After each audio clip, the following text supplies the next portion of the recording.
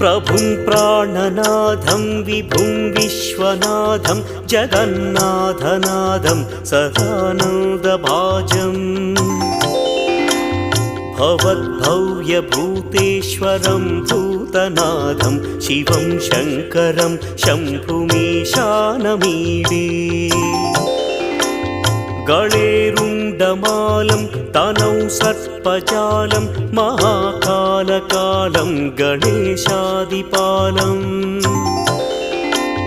जटाजूटगङ्गोत्तरं दैर्विशिष्यं शिवं शङ्करं शम्भुमीशानमीडे